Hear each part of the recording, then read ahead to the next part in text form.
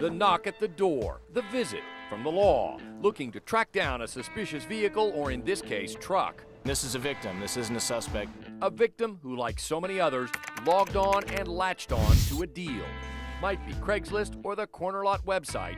Either way, it can be a crapshoot. And I'll seize that vehicle and be placed in an impound lot or taken to our headquarters in Troop A in Lee Summit. Then it'll be released to the rightful owner or insurance company, whoever has the claim on it. And the victim is? They're out. They're out the money for the car. They're out the car. And lately, the law is out on the prowl, tracking down suspicious, possibly stolen vehicles sold to unsuspecting buyers. This one actually appears to be an organized group that has been doing this type of activity for some time now. The main goal is to put some bad guys in prison. But you have to track down the good guys, the victims, to get to the bad guys. And that takes legwork, lots of legwork. We suspect that your truck may be stolen.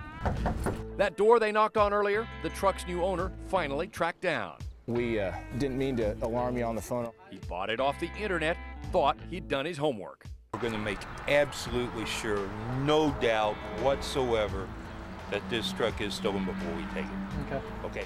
Now this small businessman faces the reality of losing the truck and the cash. It means I gotta go buy a new truck, and the truck that I rely on heavily for my business.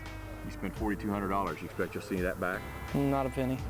It can be an easy way to make money, lots of money, combining the high-tech world of the World Wide Web with the low-tech world of this, the salvage yard. The VIN, Vehicle ID number. Like a fingerprint, it's unique to every car or truck. The bad guys steal a car, then scour a salvage yard for a similar car, swap out the VIN, and voila, the stolen car is retagged, ready to sell. Add a forged or counterfeit title, and the stolen ride is even tougher to trace. The good part is obviously we're getting a stolen car back for a different victim, but you feel bad that somebody honestly did buy a car that they believe was legitimate, and now we are taking it from them and they are out their money. And it's not just vehicles. For the Schaefers, weekends of micro sprint car racing are a family affair. Great way to spend time with family and have a lot of fun. Austin drives, brother Logan is the pit crew. Okay, what do you got? Dad Tom, the crew chief. A lot of people look at this and think, you know, it's a lot of money, it's a lot of effort to go to, but I know where my kid's at every weekend. A lot of money and effort to be lost in a scam. Cars powered by motorcycle engines that aren't cheap. I needed an engine, and I went out there and I bid on it on eBay. And the next thing you know, you think you own something a year later, and guess what? You don't. Cross-reference back to this reported stolen 2003 Yamaha. Okay. An engine Tom bought for his son's race car, stolen. The telltale sign in the engine ID. It should actually be a stamp, not etched. The Schaefers got that knock at the door, and now they're out the engine and the grand. That's not something you just have every day falling out of your pocket. You know, you save up for it, you work hard for it, and make it happen out there. Love you, bub. Down but not out, Austin is still winning races, minus one engine.